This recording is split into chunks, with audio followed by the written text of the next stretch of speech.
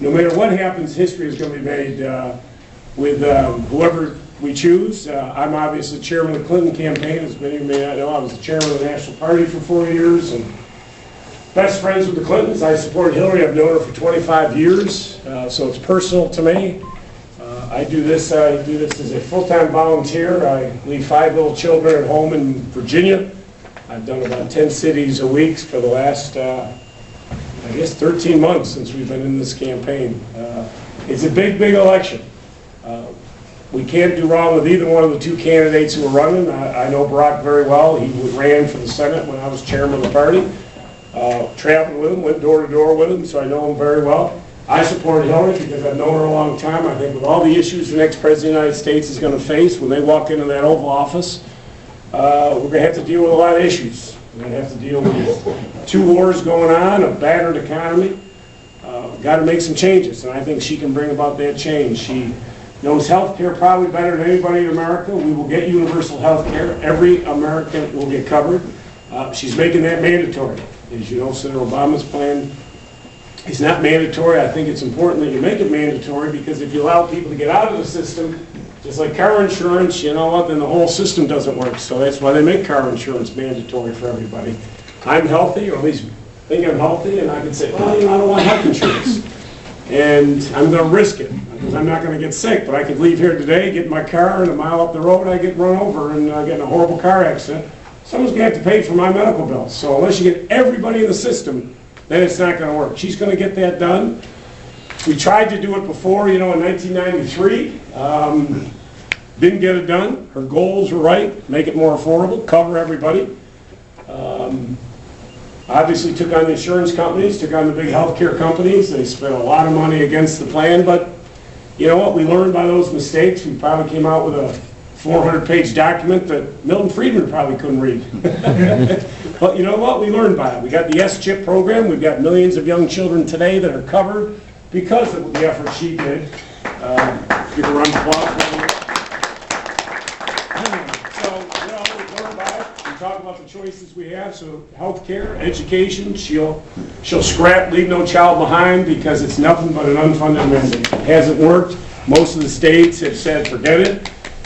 So she'll get rid of that. She'll get our troops out of Iraq fast. She'll get them out safe. Most importantly, she'll get them out safely. Everybody says we'll get them out overnight. You just don't get them out overnight. It's going to take time. We've got to have a plan. Get folks together so we move out 160,000 troops, which Bush says he's going to leave in there, you know, until he leaves office.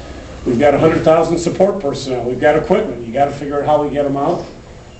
She's on the Armed Services Committee. She knows these issues inside now. The Pentagon, as you know, just announced this new commission to transform the military for the new millennium. The generals picked 1 senator to be on that commission. They picked Hillary Clinton because of her knowledge of these issues. Our opponent's going to be John McCain. There'd be no stopping him now, no matter what Mike Huckabee says. And listen, I don't know if you saw McCain on TV the other day. He said it's not going to be about the economy. It's going to be about national security. She can go head-to-head with John McCain on national security. So he wants to have troops in there for, 100 years. So the issue on home foreclosures, Hillary's been out front on that issue. She has been saying, let's freeze home foreclosures for the next 90 days. Let's freeze all interest rates at the level they're at for the next 5 years. So she has been out there on issue after issue. She's done it her whole life, but I mean, most of you know all this stuff because you watch the news and see what's going on. I'm telling you from a personal perspective, she'd be a great president. 35 years she's fought on these issues. She, as you know, got out of top of her class at Yale Law School, went to work at the Watergate Committee. She was the youngest attorney, I think, left that, could have gone anywhere, any job she wanted. She decided to work for the Children's Legal Defense Fund for Marion Wright Edelman. Married Bill Clinton, moved down to Arkansas, reformed the education system down there. First lady, traveled the world, went to 82 countries, took on the tough issues as First Lady, went to China, gave them hell over human rights for women. So she's not afraid of a tough fight.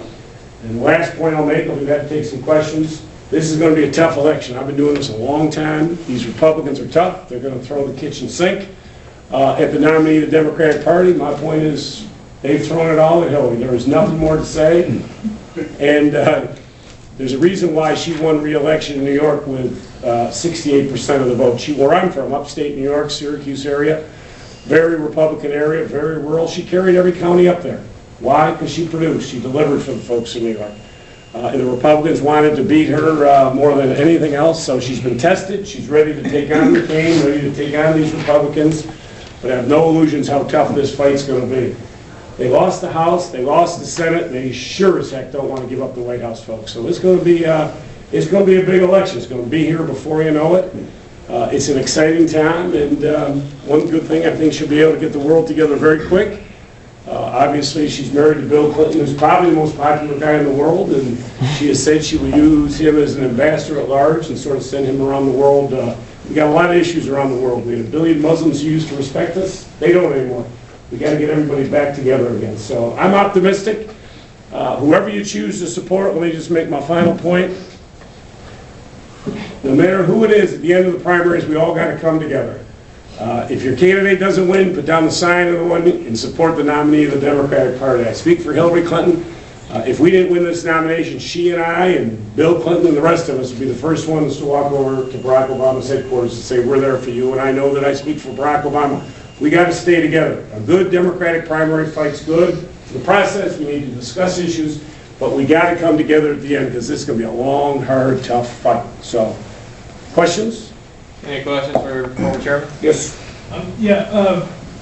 Having spent a lot of time in Washington, how bad is the lobbyist situation over there? Has the recent reform bill that the Democratic Senate just passed cracking down on lobbyist influence pretty well? And what does Hillary propose for Well, the one thing, let's get to the broader issue of money in politics. There's a lot of money in politics, and I've probably raised more than anyone in the history of America. I've raised a lot of it. Is there way too much? You bet.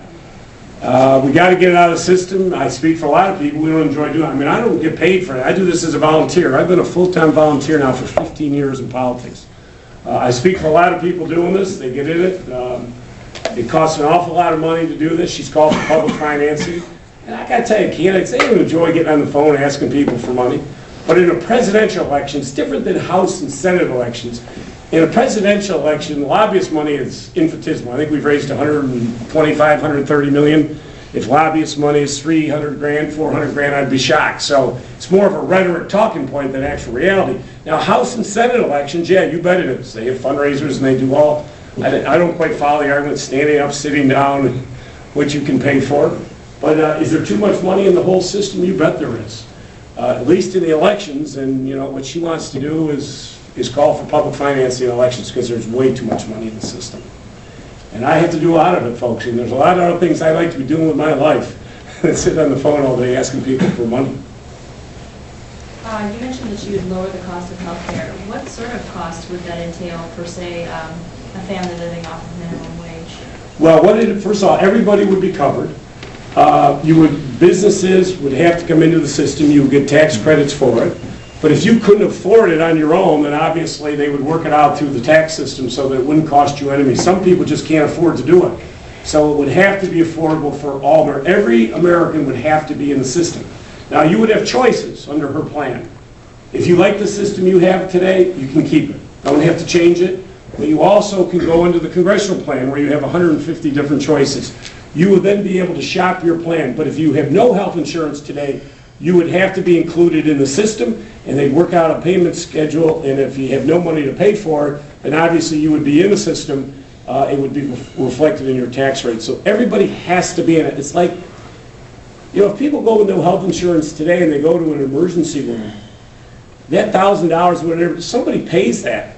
It's not like it just goes away. But when you include everybody in the system, then the costs are, you know, spread around to everybody. And that's how the basic of the system would work. And also she would save $11 billion a year, like the Rand Corporation, just on the cost of paperwork. We spend a fortune. Hillary said the first thing to do is make it all computerized. Get rid of all the paper in healthcare. It is a waste of money. The triplicate, duplicate paper, billions of dollars we waste. So there's half of the savings would come through inefficiencies in the system that we would get rid of today. She'd be for the importation of drugs from Canada. I mean, you get drugs from Canada at 15, 20%. Same drug, a lot cheaper.